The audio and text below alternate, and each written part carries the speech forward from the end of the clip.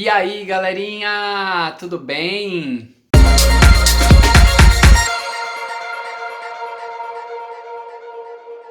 Eu sempre imagino nessa época do ano os idealizadores da prova do Enem com uma bacia de pipoca enorme, tipo, tomando Coca-Cola e rindo da cara de todos os alunos desesperados para adivinharem o tema da redação. Gente, eu vou falar uma coisa pra vocês. Nenhum professor é mãe de Ná ou a Márcia Sensitiva. Caracas, meu. Nossa Senhora. Relaxa. Então a gente não consegue saber qual é o tema. O que a gente pode definir são especulações acerca da temática da redação. Às vezes o aluno se prende à ideia de que o professor disse que pode cair na redação do Enem esses temas aqui, então vou me prender a eles, vou estudar apenas esses temas. Ou então, o professor disse que este tema não pode cair, então eu não vou estudar sobre ele. E isso é um tremendo erro, porque a gente não sabe qual é a temática. Então é importante que vocês tenham um domínio, mesmo que superficial, de cada tema, para que vocês consigam fazer alusões históricas, ilustrações, para que vocês levantem dados estatísticos sobre aquele tema. Então é importante que vocês saibam um pouco sobre cada um desses temas, mesmo que talvez eles não caiam. E você fica analisando publicações que o MEC, que o INEP, que o governo federal postaram, e nem sempre o que eles postam, gente, tem a ver efetivamente com a redação do Enem. Mas eu trouxe algumas possíveis temáticas da redação para que vocês deem uma estudada, mesmo faltando 3 dias para a prova. Vocês ainda vão conseguir fomentar a ideia sobre o tema que eu posso expor na cabeça. E caso seja um dos temas que eu for dizer aqui, enfim, vocês vão meio que chegar, armados para que façam uma boa redação. Lembrando, pessoal, que uma boa redação, independentemente do tema, tem mais a ver com a estruturação de uma dissertação argumentativa do que propriamente com o tema. É claro que é importante você entender o tema, porque é a partir dessa temática que você vai desenvolver a tua tese, vai desenvolver os teus argumentos, você vai mostrar qual é a proposta de intervenção efetiva para aquele problema, porque geralmente o tema ele é polêmico e problemático, mas o que importa mesmo é a estruturação de uma dissertação argumentativa. Então, se o aluno ele tem um domínio bacana do gênero, provavelmente ele vai conseguir escrever uma dissertação independentemente do tema, gente. Pode ser para falar sobre as escolas de samba no Brasil, pode ser para falar sobre a educação para surdos, como foi o tema do ano passado, então vocês sabem que este ano não será. Então, bora lá! As notícias mentirosas, tendenciosas, as famosas fake news têm sido levantadas, Essa polêmica, ela surgiu no Brasil, principalmente nesse período das eleições, 2018, mas é um conceito que não surgiu de agora, é um conceito que existe há muito tempo, mas que ganhou força em 2016 nas eleições dos Estados Unidos, entre o Donald Trump e a Hillary Clinton. Então houve, gente, um boom, de fake news, de notícias tendenciosas, mentirosas, sobre ambos os candidatos. E a partir dessa situação, das eleições de 2016, esse problema com as fake news tem se agravado, e a gente chegou no ápice desses problemas com relação às eleições aqui no Brasil neste ano. Gente, dá para vocês citarem a Constituição Federal Brasileira, promulgada em 1988, tem também a Declaração Universal dos Direitos Humanos, que falam muito sobre a liberdade de expressão, mas também falam sobre o respeito à privacidade do outro. E fake news, gente, não surgiu de agora. Se vocês pesquisarem um pouco, fake news serviam basicamente como arma para várias guerras que a gente conhece, tá? Segunda Guerra Mundial, sobretudo. Mas não foi apenas na Segunda Guerra Mundial que as fake news foram usadas para enganar os oponentes. Estudem um pouquinho sobre esses aparatos históricos, pesquisem na internet sobre como as fake news impactaram nas guerras, porque serve muito como alusão histórica. Outro ponto legal, gente, claro que puxando sardinha daí pra minha área, pra literatura, vocês podem dar uma pesquisada, estudem um pouco, aproveitando já sobre essa ideia de guerra, para falar sobre Euclides da Cunha, que escreveu Os Sertões. E essa obra, ela foi baseada na Guerra de Canudos, que aconteceu no interior da Bahia. Porque Os Sertões é tido como o primeiro livro-reportagem. Tem os aspectos históricos, geográficos, de todo o processo de guerra, e também tem uma veia artística, por isso Os Sertões é um livro histórico e literário.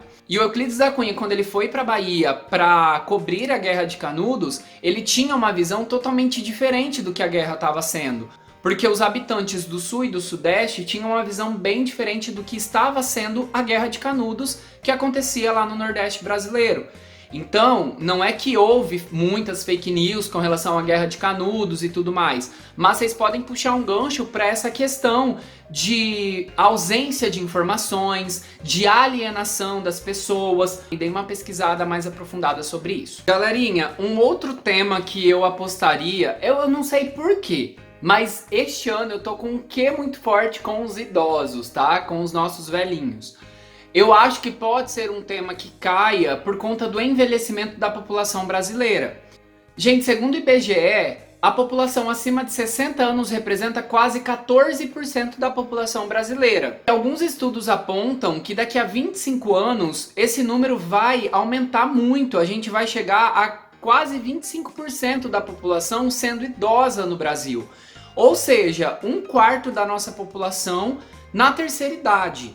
Isso tem vários aspectos. Primeiro, a expectativa de vida. A expectativa de vida do brasileiro tem aumentado por conta do avanço tecnológico, científico. A gente sabe que as pessoas hoje têm mais acesso à saúde, mesmo que muitas têm muito acesso e outras têm muito pouco ou quase não tenham, mas a expectativa de vida tem aumentado. Se vocês analisarem, o nicho para a gente falar sobre os idosos é muito extenso, é muito grande, é muito vasto. E talvez eles queiram fazer um recorte, como eles fizeram, por exemplo, com a questão dos surdos na escola, né, inseridos na educação. E talvez eles queiram inserir os idosos no processo de inclusão digital. Pode parecer um pouco surreal, mas, gente, analisem vários aspectos. Primeiro, que a gente está vivendo uma supermodernização.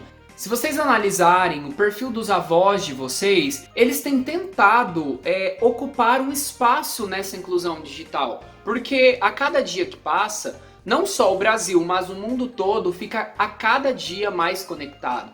E isso tem feito com que os idosos precisem se adaptar muito rapidamente. Se a gente problematizar essa ideia, a gente tem oferecido muito pouco para esses idosos. Os idosos, eles não têm conseguido com tanta efetividade se adequarem a essas mudanças sociais. Então talvez a prova, a redação do Enem, questione como a gente vai conseguir inserir o idoso a esse processo da era digital, a esse processo tecnológico tão avançado e acelerado. O idoso, ele precisa acompanhar esse processo, porque, como a gente já sabe, o número de idosos na população brasileira vem aumentando e eles precisam estar antenados, eles precisam estar ligados a todo esse processo. Vale lembrar que a terceira idade movimenta muito o mercado financeiro digital. Muitos idosos fazem compras online, eles movimentam muito o mercado digital. Não descartaria. Então estudem um pouquinho sobre envelhecimento da população e tentem puxar um ganchinho com relação às tecnologias, como os idosos eles têm se inserido a esse processo. Há uns 2 meses eu estava falando com uma aluna sobre esse tema e a gente criou várias teorias da conspiração. Hoje eu acho que esse tema possa não cair porque todo mundo pegou as informações que o INEP estava postando nas redes sociais, que é com relação ao preconceito linguístico. Mesmo assim eu coloquei este tema, porque eu não descarto a possibilidade de eles acharem assim, olha... Vamos manter o foco no preconceito linguístico, porque eles vão estudar sobre outras coisas. E eles devem estar pensando que a gente está deixando o tema muito na cara, quando na verdade é o tema mesmo e eles não vão estudar sobre ele. Olha que louca a minha teoria. E assim, gente, é conhecimento nada perdido, na verdade. Gente, o preconceito linguístico, ele surge com a ideia de menosprezar determinados falantes de uma mesma língua. Basicamente é isso o preconceito linguístico. A gente percebe que as pessoas têm propagado preconceito linguístico, principalmente nas redes sociais, com determinadas regiões do Brasil. Esses aspectos, sabe, do preconceito linguístico, eles são regionais e aí a gente pode ligar aos sotaques, às gírias, aos falares locais dessas regiões. Isso tudo compactua para um processo de discriminação. E a mídia reforça muito esse estereótipo, como a gente pode ver, por exemplo, com relação ao Nordeste brasileiro. As pessoas ainda têm uma visão muito grande do nordestino brasileiro passando fome com uma bacia de água na cabeça. E esse estereótipo precisa ser quebrado. Aí a gente poderia até aumentar o leque, né, do preconceito linguístico, porque a gente está especificando o preconceito na fala do indivíduo, né? E aí a gente pode levantar outras questões, outras problemáticas que envolvam aspectos socioeconômicos, sociopolíticos, socioculturais. E aí entra muito aquela questão da língua correta, o que é falar corretamente, né? A gramática normativa, ela de certa forma segrega, porque a gente percebe que muitas pessoas têm um acesso à educação muito maior do que outras, e essas pessoas, usando uma linguagem muito mais formal, muito mais normativa, acham que têm o direito de menosprezar pessoas que não tiveram um acesso tão bom à educação. Então é uma problemática que tem surgido aí. Inclusive vários youtubers escrotos têm feito vídeos ofendendo pessoas que têm uma limitação no falar, uma limitação no respeito à norma culta. E a gente tem que analisar que esse preconceito vem inclusive da internet e de pessoas que são influenciadoras. Então o problema vai muito além do que a gente pode imaginar. O INEP tem colocado várias falas regionais, né, desde o norte até o sul do Brasil, e muitas pessoas começaram a articular isso aí, sabe? Talvez caia realmente. Um outro gancho que eu acho que dá para puxar com relação ao preconceito linguístico, pessoal, é a questão da evasão escolar, porque isso impacta na forma como o indivíduo se mostra à sociedade.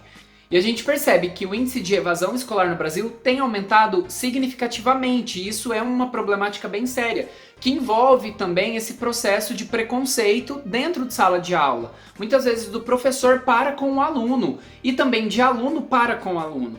Então a gente pode pensar também que dentro do preconceito linguístico, eles queiram falar de evasão escolar, ou então talvez seja um tema, olha só, eu tô até abrindo um leque aí de um outro tema que possa cair, que é a evasão escolar. 52% de jovens entre 19 e 25 anos não se dedicaram como deveriam aos estudos ou estão atrasados no processo de formação. Gente, se a gente analisar, é mais da metade da população de jovens no Brasil. Isso é um problema muito sério. Inclusive nessa mesma reportagem, mostra-se que 1 a cada 4 jovens não conclui o ensino. Então é uma situação muito agravante para a gente analisar. E talvez eles cobrem, né? Porque vale ressaltar, tem uma pulguinha atrás da orelha. Por quê? Este ano o Enem completa 20 anos. E o Enem é o Exame Nacional do Ensino Médio. Talvez eles lancem aí uma temática que fale sobre educação.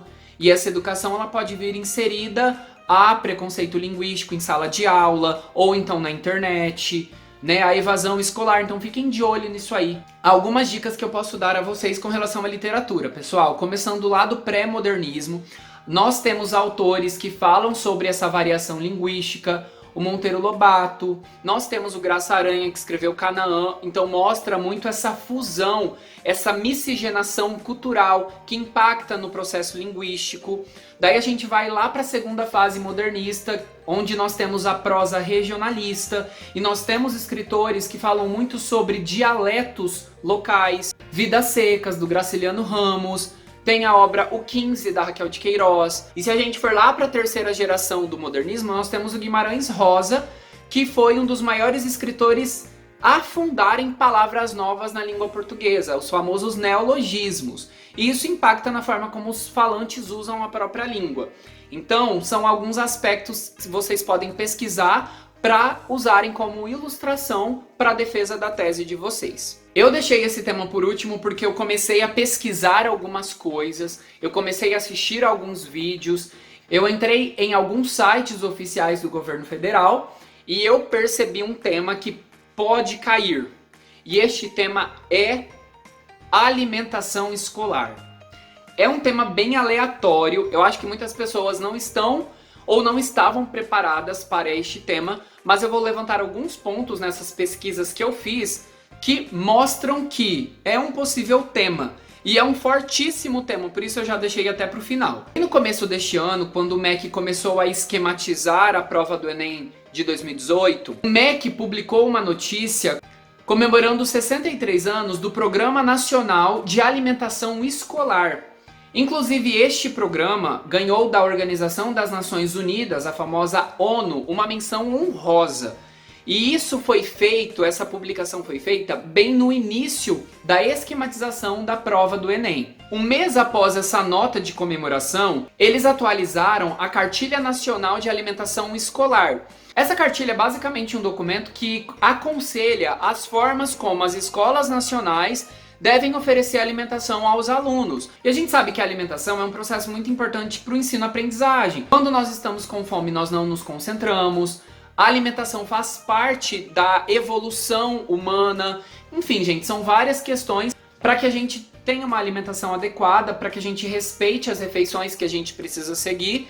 E nós sabemos que, infelizmente, no Brasil, essa questão ela é uma problemática muito séria. Prova disso é que tem estados que servem ração para os alunos comerem. E tem escolas que nem merenda tem. Se a gente analisar, é uma problemática muito séria para o governo levantar. Mas é uma problemática que não envolve uma melhora única e exclusiva dele. Outros órgãos também podem contribuir para a alimentação escolar. Inclusive, depois dessa cartilha, várias e várias publicações foram feitas pelo MEC ou por outros órgãos públicos do governo federal. Inclusive, o MEC liberou mais de 470 milhões de reais para a merenda escolar e esse dinheiro seria repassado às escolas públicas. Então eles têm investido na alimentação escolar. E assim, muita gente, vocês podem reparar que o Enem ele vai fazer o recorte do tema. Por exemplo, obesidade. Obesidade é um tema muito discutido no mundo todo. A gente sabe que é um tema que é uma problemática no mundo todo, inclusive no Brasil. Porque nós temos aí crianças, vamos pegar um recorte, vamos falar das crianças. Muitas crianças, milhões de crianças estão acima do peso, são obesas. E isso é uma problemática muito séria, que a escola, né, dentro dessa questão da alimentação escolar, pode contribuir efetivamente. Nutricionistas, educadores físicos têm falado sobre a importância de uma alimentação saudável, então eles podem querer associar essa alimentação saudável à alimentação oferecida nas escolas públicas do Brasil. Entra também a questão de qualidade de vida, né, gente? A cada dia que passa, o ser humano come mais fast foods, mais comidas industrializadas, prontas, rápidas, e isso tem sido um problema muito sério. E para que as crianças, né, para que os nossos jovens tenham conscientização de hábitos saudáveis, a gente tem que começar na família e na escola. E isso pode vir de encontro com a alimentação escolar. Então eu não descartaria, inclusive eu acho um tema bem provável para cair, tá, gente? Porque ele não é tão óbvio e a gente sabe que o Enem não é nada óbvio. O Enem ele dribla todos os possíveis temas que possam cair. Então, gente, eu tô com a pulga atrás na orelha com relação a este tema, tá? Galerinha, é isso. Amanhã eu vou postar um outro vídeo sobre macetezinhos que eu vou dar pra redação. Mas para que eu poste o vídeo de amanhã, eu quero que este vídeo chegue pelo menos aos 100 likes. Porque eu não vou ficar dando aula de graça, não, pra que esses vídeos tão bons não tenham repercussão. Então, por favor, colaborem, deixem o like, mandem pro amiguinho, mandem pro pai, pra mãe, mandem pra quem vocês quiserem que vão ou não fazer o Enem. Ajudem as pessoas assim como eu estou os ajudando. E me ajudem. E é isso, a gente se vê amanhã. Um beijo.